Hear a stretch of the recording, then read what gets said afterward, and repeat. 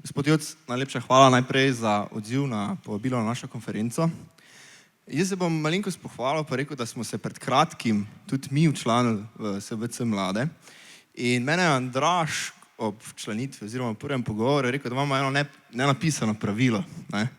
In sem rekel, da bom jaz danes izkoristil, pa bom to nenapisano pravilo obklukal, zato da imam prvo dejanje narediti, a se vam svita, kam pes taca moli. Ja, velikih je, ne vem, prvo pravilo je, če te SBC Mladi pokliče, da moraš jeti. Ok, dobro, to je prvo. To smo obklukali, drugo pa je, da moramo eno flašo prinesti. Ok, to pred mladimi ne promoviramo preveč, ampak res je to, vsak član mora zagotavljati, da je v klubu dosta alkohola za težke dni. Ok, super. Nenapisano pravilo. Hvala lepa.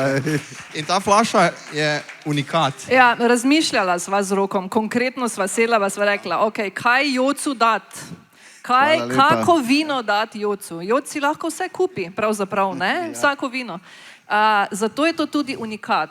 Zakaj? Ker če bi vam slučajno bilo všeč, pa vam bo, ker mi smo iz Štajerske, ne? Tam je posebej dobro vino, je to unikatno vino, ker ga nikjer ne morete kupiti, ker ga lahko dobite.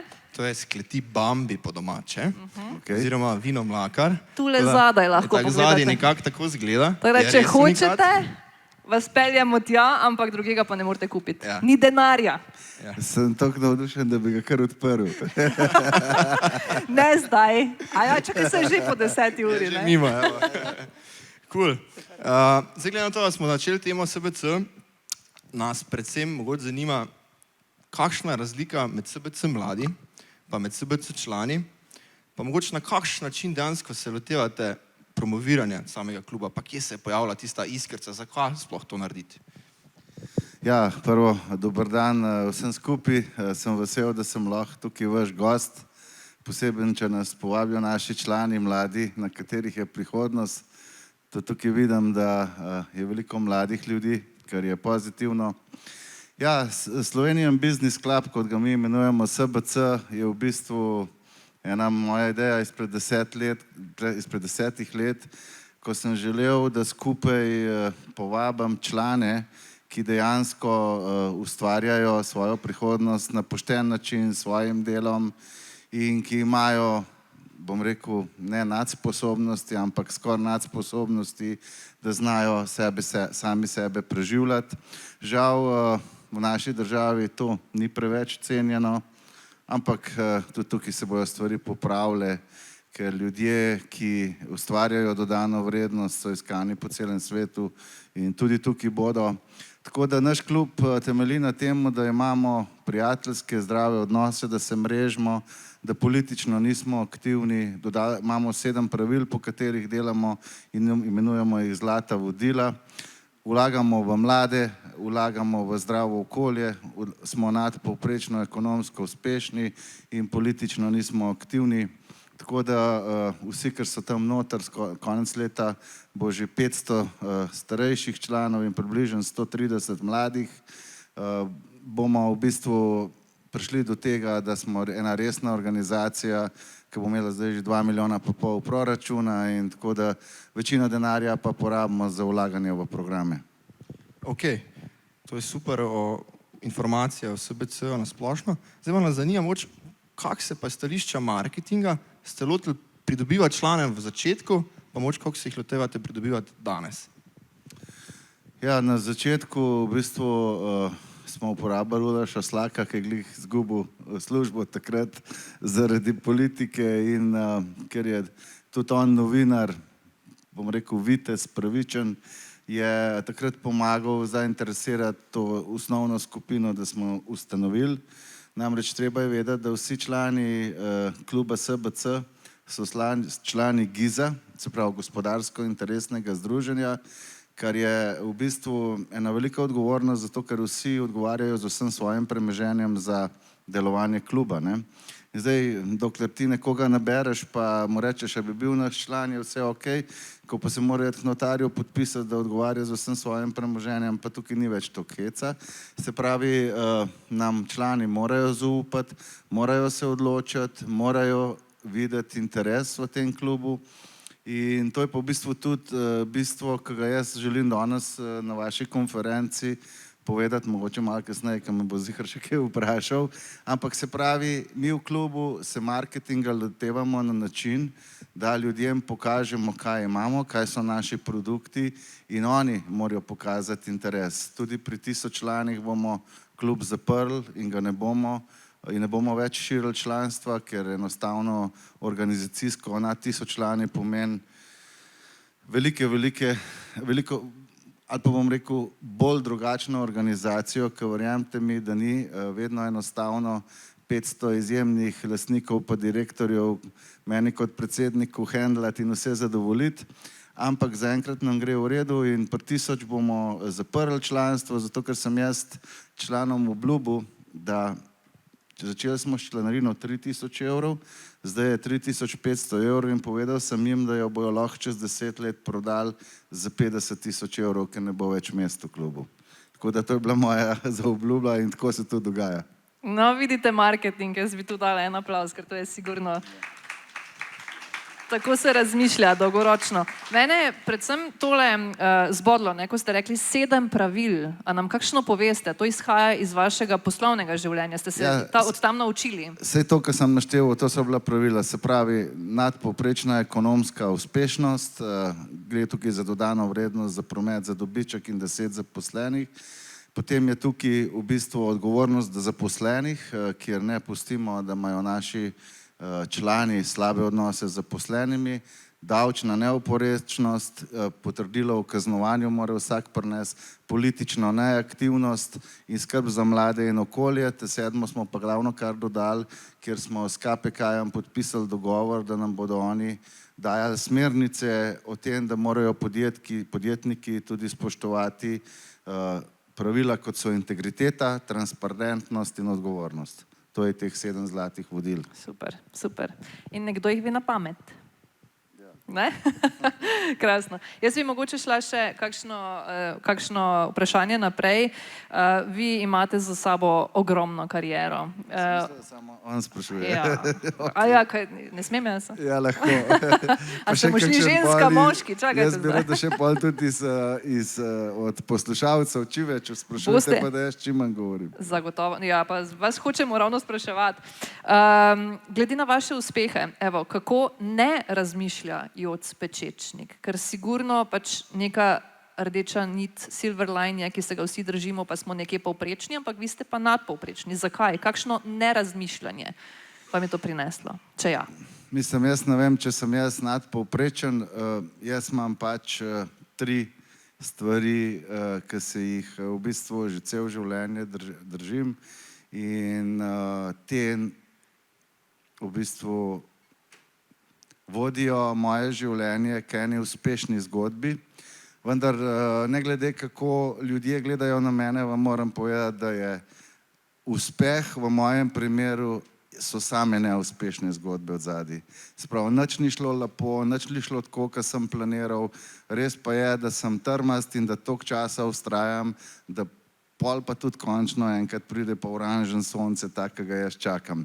Ampak nobena zgodba ni bila lahka, vse so bile res po najtežji možni poti dosežene in v bistvu se držim 3 stvari. Ena je v bistvu zdrava kmečka pamet, ki jo res primanjkuje v zdajšnjem času, predvsem v Sloveniji. Druga stvar je, da se res trudim, da ne glede na to, da mogoče na odzuni jaz gledam Superman, ampak jaz uporabljam zdravo kmečko pamet in s tem prehajam v drug moj način dela, da zaposlujem pametnejše od sebe.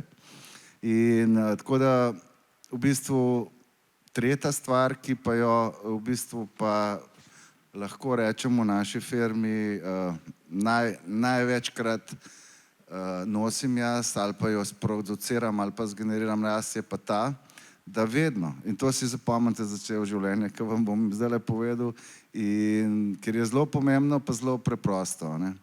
Se pravi, vedno, kadarkoli delate, pa ne bo to servis, pa ne bo to IT ali pa prodaja mize, sta samo 2 vprašanja.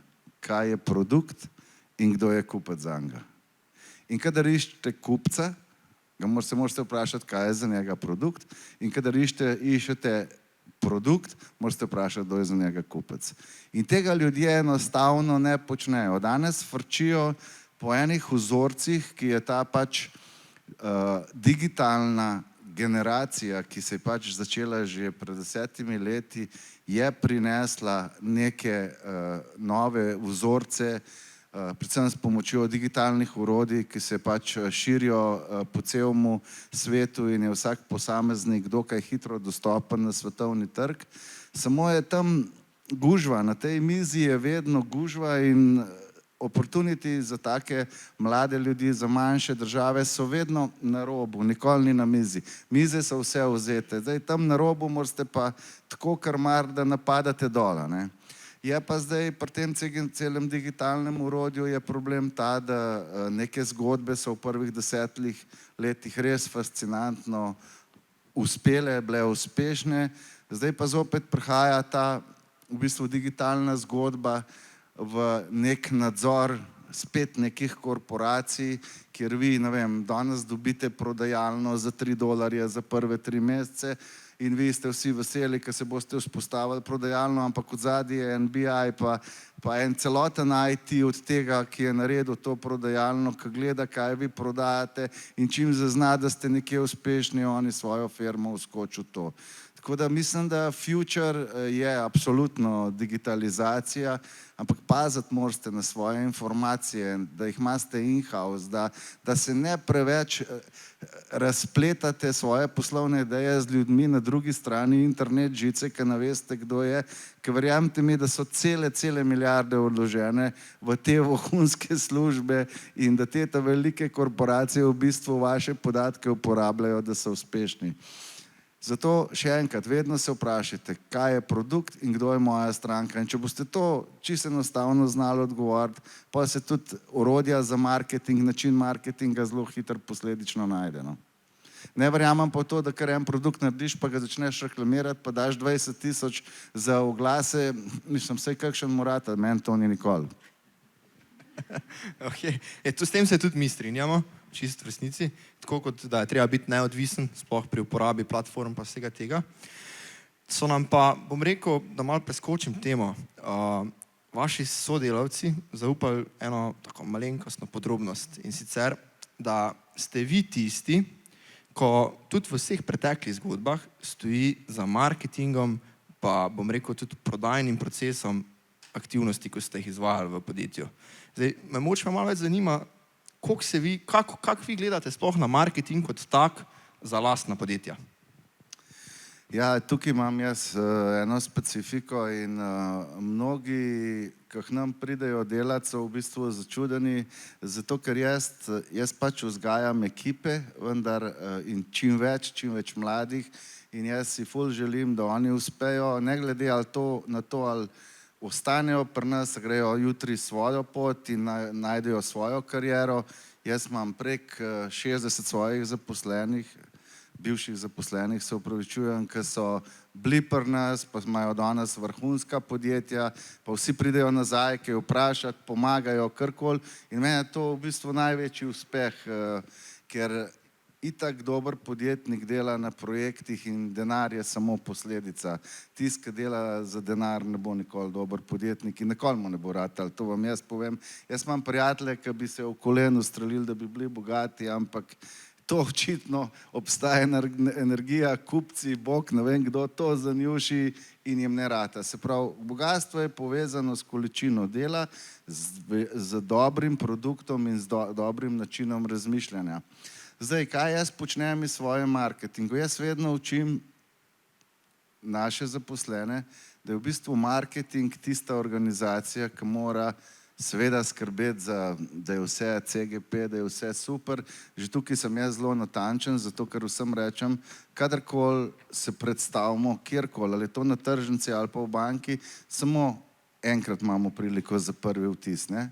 Ko enkrat ta prvi vtis uničiš ali ga poškoduješ, zelo ga težko ga popraviš. In primer je, recimo mi smo imeli, ker smo imeli razne tudi delavnice v Ameriki, in je prišel en tip in je rekel, veš kaj, Če ti enkrat prideš na banko, pa smrdiš, ker se nisi stoširal ali pa si šel prepoten, ker si moral teči, tukaj imaš že zelo malo možnost, da bodo te ljudje kdaj dobro mislili o tebe.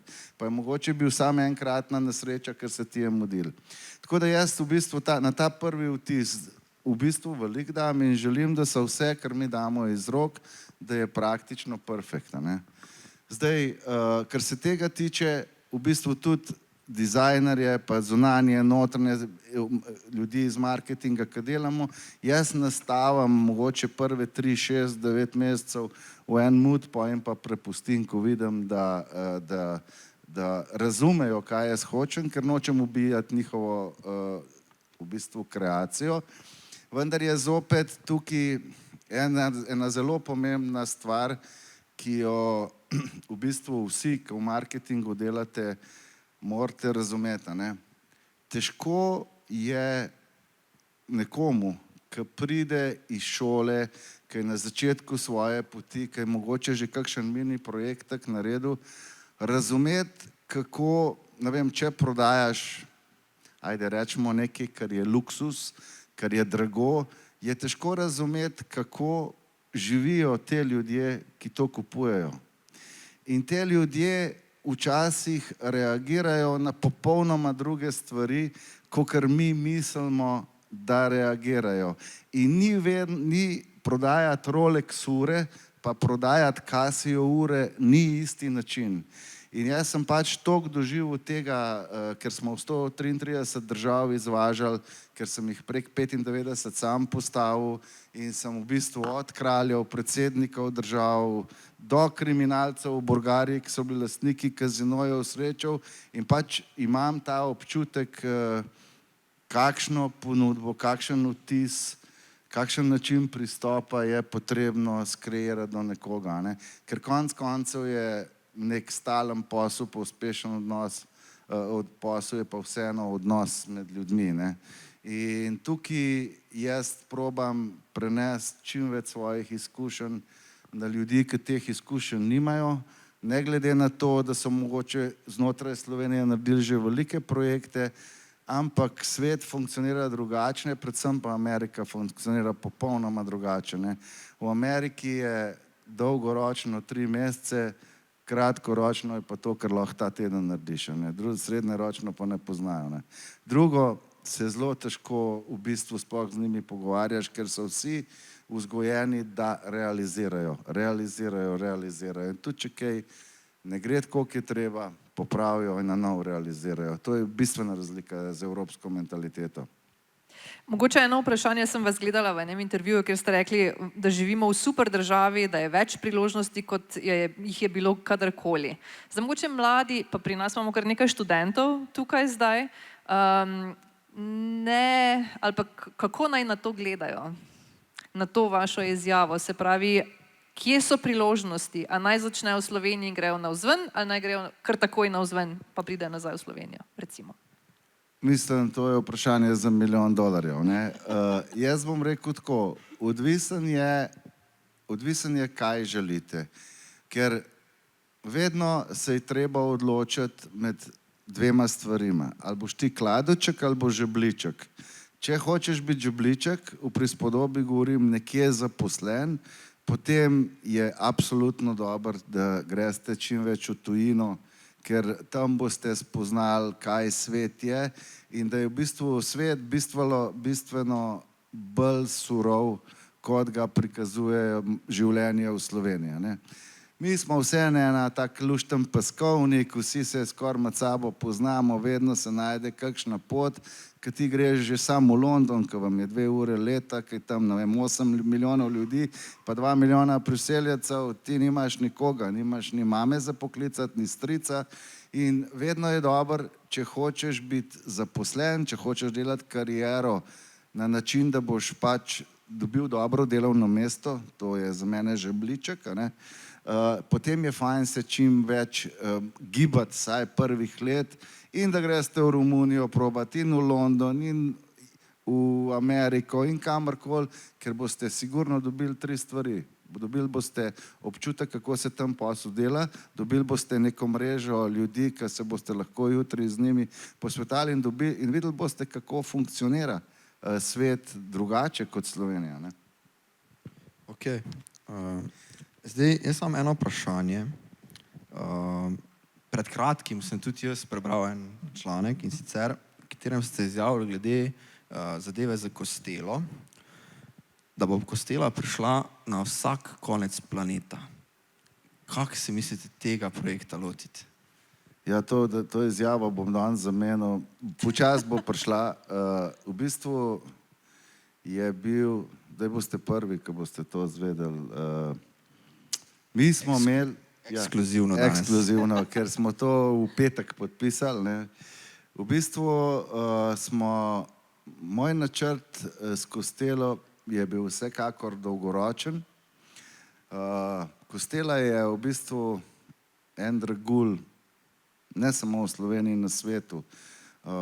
Da ne bom preveč EPP-ja delal, bom samo par dejstev povedal. Ne. Ona izvira v pragozdu, praktično 50 km okoli ni nobene industrije in hiš. In pod izvirom je eno največjih zalog vode, čiste.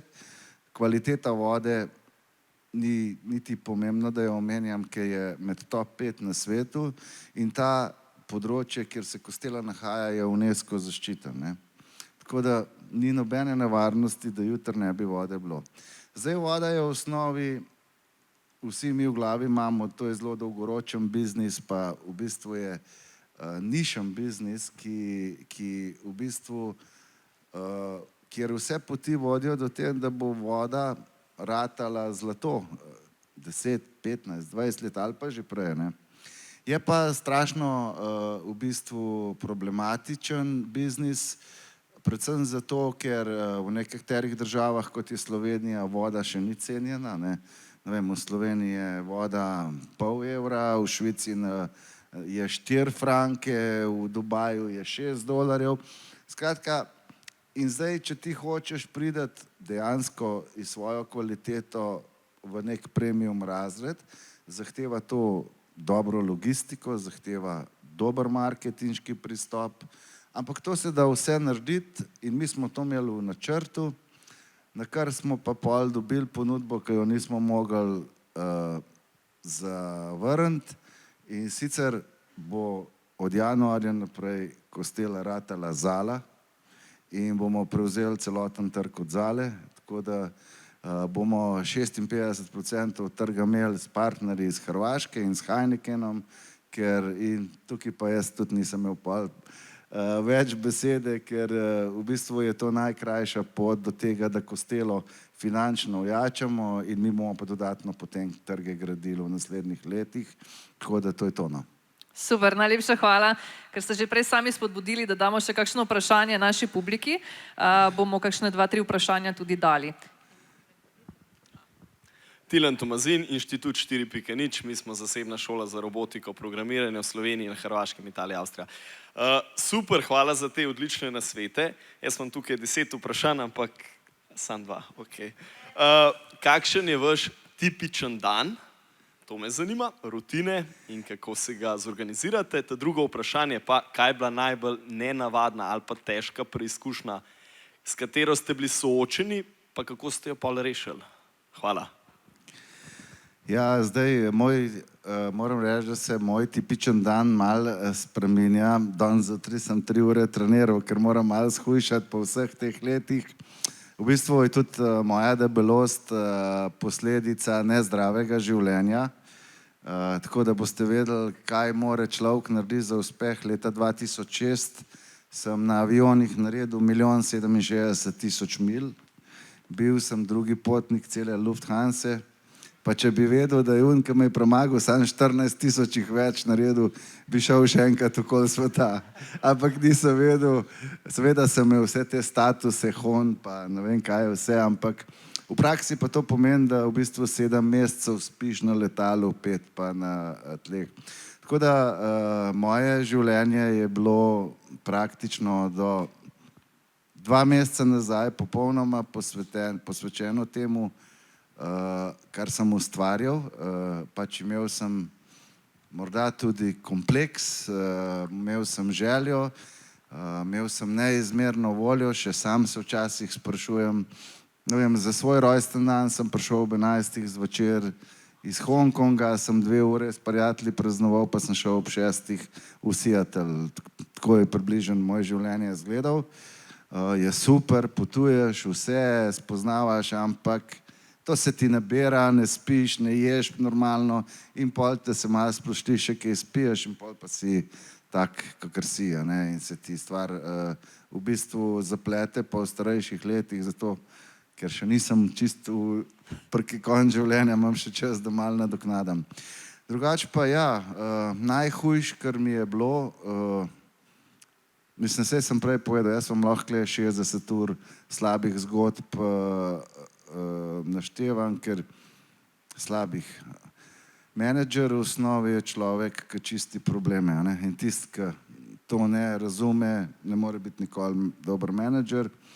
In jaz sem imel teh smeti res veliko, pa problemov. In, ne vem, največ je bilo vse povezano z denarjem, ker sem jaz skozi, v bistvu so rekli, da sem jaz največji gambler v gaming industriji, ker sem imel skozi vse pod hipoteko, vse kredite. Jaz enostavno nisem mogel zbrati dovolj denarja za celoten razvoj. Pokrivati 133 držav pomeni, da vsaj za vsako državo rabiš enega. In vem, da enkrat smo imeli, da je bil novo leto in da me moj direktor pokliče, da ne bomo imeli za plače, ker smo tudi takrat imeli Euribor visok, govorim 10 let nazaj, in nam je Euribor pobral pri polletnem obračunu tisto, kar smo imeli namenjen za 13. plačo, pa za božičnico, pa za plačo. In sem šel pač v nedeljo na avion in v Makao in sem bil toliko saj tam, da sem toliko prodal, da smo imeli za plače. In smo bili cel 11 dni, ampak smo naredili in seveda ti ni lepo jeti nekam, če veš, da na eni strani so me kle že objavljali po ne vem kakšnih lestvicih bogatašev, na drugi strani nimaš za denarja, za plače.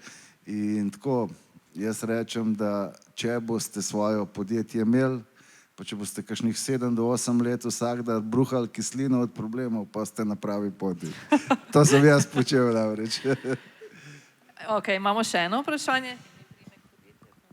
Mi nombre es Edwin Muñoz, soy de Colombia. Moje ime je Edwin Muñoz iz Kolumbije, Mi esposa es traductora. prevaja pa moja žena. Tudi govorim malo slovensko, ampak no? To je marketing, ne? Pa dajva kar po slovensko. Ajde. Če vas zanima, da voda ali vaš biznis prinesete v Latinoameriko, z veseljem smo tu, da pripeljemo to naprej. Gracias. Okay. Ja, mi sicer v Kolumbiji nismo, ker nima igralništva legaliziranja, smo pa bili v Čile, Argentine, Urugvaj, mislim, da je tudi en kup teh, Meksiko in na robu Južne Amerike. In kar je ne 7-8 držav, tako da sam jaz sem zdaj to prodal. Še kakšno vprašanje? Tam imamo še enega.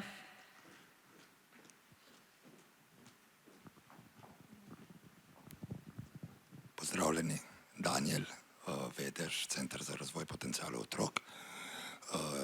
Joc, mene pa zanima, sigurno je en kup podjetnikov, idej, ki se vam želijo predstaviti, na kakšen način lahko stopimo v stik, da dobimo možnost, da nas poslušate in da vidimo, kako lahko sodelujemo.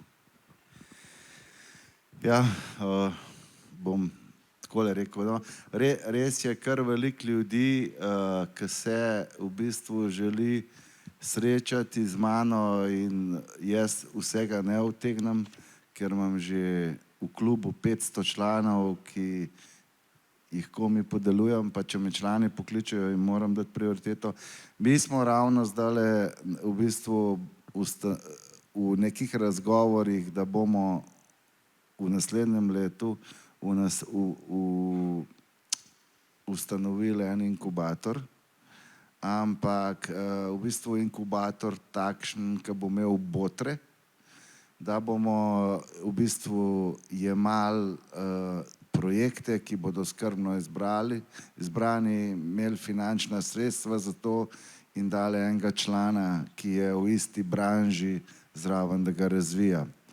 Zdaj, če je kaj specialnega, mi lahko pišete na SBC, president@sbc.si, pa bomo mi to pogledali. Druga pot je, da prek SBC mladih, v SBC mladi imamo tudi svoj mentorski program, kjer v bistvu se mladi, ki se vključijo, v bistvu jim dobijo svojega mentorja, imajo skupne debate in delavnice, zato ste vabljeni, ker naš izključni cilj iz mladi sta dva. Na eni strani bi radi vse mlade toliko razvili, da bojo ratali člani, pravi, in nekaj smo jih že in smo zelo ponosni in v bistvu jim za super pogoje dajemo maksimalno, kar se potrebuje. Na drugi strani pa bomo zdaj glih v tem letu začeli pa delati kampanjo, kako mladi vidijo, da je treba organizirati v bodoče to državo, ker če ne bomo imeli vso pamet, sam države ne bomo imeli več svoje. Tako da...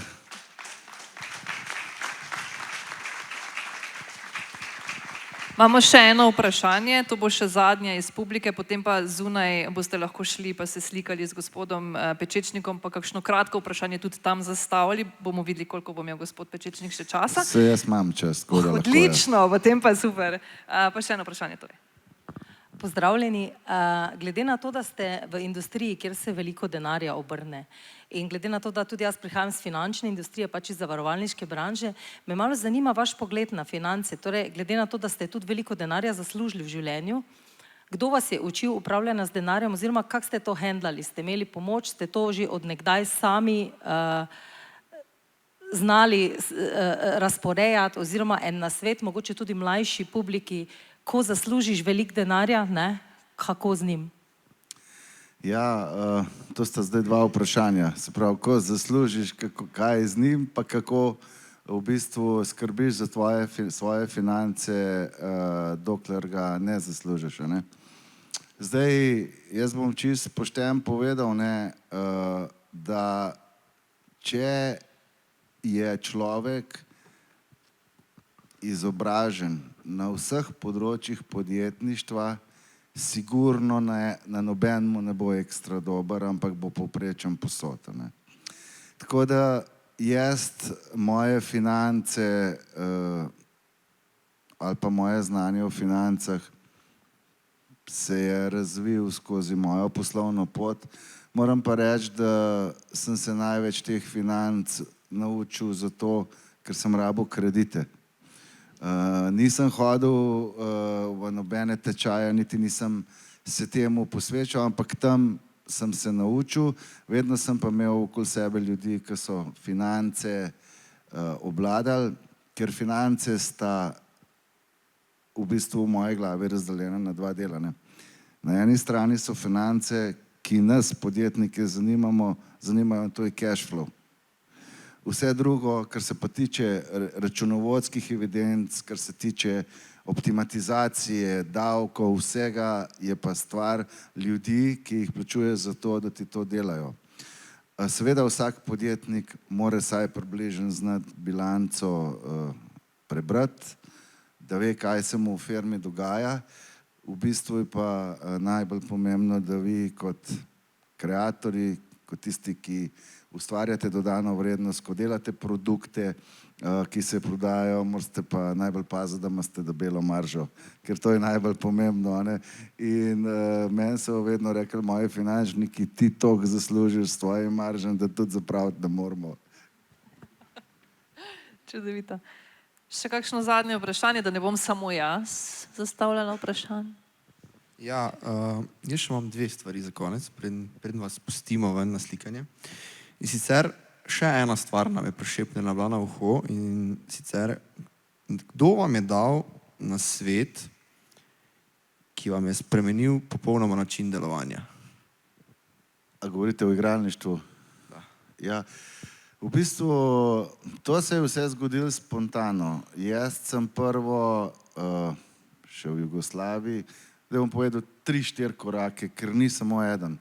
Prva, ki je bila še Jugoslavija, to govorim leto 88, 89, takrat ste se kakšni tudi rodili šele, razumem, da se smejete, ampak takrat sem jaz v Avstriji, v bistvu imel sem enega fičkota, ki je bil starejši kot jaz in sem hodil v Avstrijo prositi trgovine, ki so prodajale računalniško opremo, če lahko pri njih brezplačno pomagam v servisu. In tako sem jaz približno 1 leto pa pol hodil v te borovle in bil v 5, 6 firmah, njim se je fajn zdel, bil sem tam en dan ali pa po 2, 3 ure, začetka so mi dali škatle za pospravljati, pakirati, pa so mi dali že kaj za prišraufati. Tako v 1 letu sem jaz v nulo spoznal celoten proces računalnika, sestava računalnika, inštalacija sistema.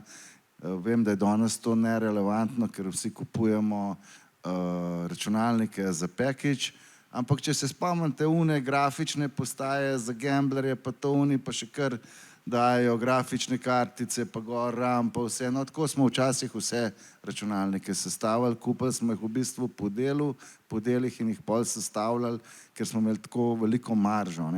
Zdaj, takrat 88, 89, ki ste rekel, da računalnike sestavljaš, da jih znaš, to je bil kar, ljudje so se te dotaknili, če si slučajne Marsovc, ker je bilo to totalno še nerazvito. No in pol je pa prišel v bistvu predsednik vlade, jugoslovanske vlade, Marković, ki je pa naredil super stvar in sicer je uvedel za računalnike 86% carino. In zato, ker je Iskra delala računalnik Triglav in so hoteli domačo proizvodno, seveda ta domača proizvodnja je bila 150 000 let odzadaj za proizvodno ameriško ali pa takrat tajvansko, vendar je bilo to super, ker so državljani začeli švercati računalnike in jaz sem se samo iz Borovelj preselil v Slovenijo in vseh teh 5 firm je dal meni pogodbe, da oni tam kupijo, jaz pa sestavim. No in to je bilo eno moje najsrečnejših obdobij, ker sem imel, doma smo pri mami pospravili drva in jaz sem si iz tega shrambe za drva, kleti, sem si naredil par pultov, pa pobarval in imel sem 2 električna šraufencigerja in dnevno sem zaslužil od 4 do 10 tisoč mark. Poprečna cena v Jugi je bila pa tako od 200 do 300 mark, govorim za profesorje. Tako da to mi je bil en tak super posel. Delal sem prek študentskega servisa, včasih je bilo tudi 150 avtomobilov iz cele Jugoslavije v vrsti, po Šmarci, inšpekcije so hodile in tako, to je bil res super čas. In takrat sem jaz v bistvu dobil ta prvi kapital. No in potem so te korporacije začele v bistvu se same obračati hand userju in začele računalniške sete dajati na trg, kjer so jih ljudje lahko kupili v trgovini. No takrat sem pa zaposlil programerje, pa par fantov, ki sem jih izšolal in smo naredili gostinski program, ki se mu reče POS elektronček. In smo pol zelo hitro prišli do tega, da smo kupovali nove, ampak zastarele modele računalnikov, ker nismo veliko rabili za ta program in smo 1600 lokalov opremili po celi Sloveniji. No in ena od strank je bila tudi iz kazino branže in mene enkrat kliče direktor in ob 11. zvečer, zdaj prid dol na Primorsko, mi te rabimo. In to je bil bivši, mislim, takrat je bil kazino Portoroše, državna firma. In sem šel dol in so rekli, poslušaj, daj nam pomagi, bingo, mašina nam je crknila v kazinoju. Sem rekel, direktor, vi ste meni ful pomembna stranka, ker imamo veliko blagajn pri vas, ampak jaz v življenju še v kazinoju, bil nisem. Ja, pa pej, cej, sam računalnik. Sem rekel, okej, lahko pogledam in jaz res grem in tam tako ene 60, kako se lepo reče, dam, tako med 70 do 90 let, okoli bingota, vse razočarane, bingo ne dela. Zdaj pa jaz, rešitelj, prvič na Casino Floru prihajam, no in jaz tisto kršil, da mašine neki japonski odprem, vidim noter dejansko računalnik, lučka ugasna, sem rekel super, grem jaz v avto, računalnik nov prinesem, vzamem disk ven, v nov računalnik priklopam, dela, to je vse vrščalo, prosekal, vse super in grem jaz vesel, spijem enega z njimi in grem domov in takrat je bilo, to so bili early days in moja mama je profesorica matematike bila in je ona meni računovodstvo tako malo vodila, ker še nisem imel budžeta, da bi zaposloval profesionalne računovodje in pa smo imeli pač zunanji servis, mami pa to administracijo pripravila in sem rekel, veš kaj, tukaj je en računalnik, potni stroški, 3 ure, ne vem, 1500, 1600 mark, pošaljem po faksu, da plačajo, so bili vsi veseli in jaz grem spat. In pustim listek, pa grem spat, ne. In valjda moja mami v 5 zjutraj tako, ona vse to naredi, pošlje faks in ob 7 ona mene budi, se rekel, jaz sem prišel, ob 3:30 sem šel spat, da je me pust, ne, nujno je direktor iz Casinoja te kliče, ne. Jaz se javam prav, takoj mi pridi dol, nujno te rabam, znoro je po telefonu, ne bom povedal grdih besed, ki bi jih rekel. In jaz grem res v avto, vas ne prespravim, pride k njemu v pisarno in pravi, ti nor, ti už mene brez službe bom ustal, ti me boš uničil. Sem rekel, direktor, jaz se upravičujem, vi ste meni rekel, da ne vam popravim, če je ta račun previsok, jaz se odpovem, vam bom vse poklonil, sam da ostanem prva z blagajnom. Prav, kak je, jaz sem to že 6 servisov imel, ko so Japonci prišli, pa nobeden ni bil izpod $25,000, ne. Sem rekel, to pa ni problem, dajte meni račun, jaz sam eno nulo zraven napišem, prav bo v redu, prav za prvič bo v redu in tako, oni me plačajo 15,000 mark, tako kar na suh. In jaz pač se hitro zbudil pol pri teh cifrah in grem jaz domov in razmišljam, kakšna je to industrija, ki ti v bistvu zamenjaš en računalnik, pa te prosijo, da ti 15,000 ne kažejo. No in tako sem pol v bistvu prvi na svetu naredil pa avtomatsko ruleto, ki smo jo pol pač v Ameriko, na vse kontinente prodali, na koncu tudi so bile toliko uspešne, da jih sploh nismo prodajali, ampak smo jih oddajali v najem. Super, mislim, to je zgodba za aplavz. Hvala. Zdaj, ker nam malo vseeno časa zmanjkuje, hvala vam za vse informacije. Rada bi pa vseeno zaključila z temle vprašanjem. SBC smo zdaj lepo tudi predstavili, povedali, da smo tudi mi člani mladega, oziroma SBC mladi, pa za vse tiste, ki verjamem, da so tukaj danes dobili vzgib, da bi radi postali člani, kako postanejo? Vi, tlele imamo enega člana, Andraž je predsednik, mail, kakorkoli, pridite do nas, postopki niso težki, lahko si tudi downloadate aplikacijo SBC, imamo svoj app, pa nas tam kontaktirate. Skratka, vsak, ki ima željo, dobrodošel in upam, da bomo tudi mladih 1000 nabrali ali pa še več, ker jaz res verjamem, da je prihodnost v vas, ne, mi smo že svoje več ali manj oddelali. Jaz moram potrditi, ko sem šel prvič na izobraževanje po vključitvi v SBC mladi, oziroma ko sem dobil, da sem potrjen, sem bil pravno malo presenečen. Priješ prostor, imaš slike vseh članov, imaš fotelje, pričakate pijača, kava, ono res en tak nek poseben feeling, plus tega, da izobraževanja, ko so res dobra. Zato, ker se lahko predstaviš kot sam, ko počneš, dobiš en kup neke vsebine in moram reči, da res toplo priporočam, pa ne samo zato, ker si je gospod Joc dan vzel čas, pa je prišel sem, ampak je res dobra priložnost za razvoj podjetništva. In mimo grede, tu noter ni bilo nič korupcije, zato ker mi smo postali člani šele kasneje, po tistem, ko ste vi že to konkretno potrdili. No, fino. Tako, toliko. Zaenkrat najlepša hvala za vaš obisk, ker majčkeno še ostanite. Vam vsem bom samo rekla, dajmo si vzeti 30 dobrih minut. Vabimo vas tukaj zunaj, da pristopite gospodu Jocu, če imate kakršnokoli vprašanje, tisti, ki ne, vabljeni, da ste tukaj, greste ven na kavo, na zrak, kakorkoli že. Pa se dobimo 15 minut do 16, imamo še kar 3 Zelo, zelo dobra predavanja. Zaenkrat pa hvala lepa. Ja, jaz se tudi zahvaljujem, pa hvala za povabilo, pa mi je bilo veliko veselje. Hvala. Z veseljem. Hvala tudi vam.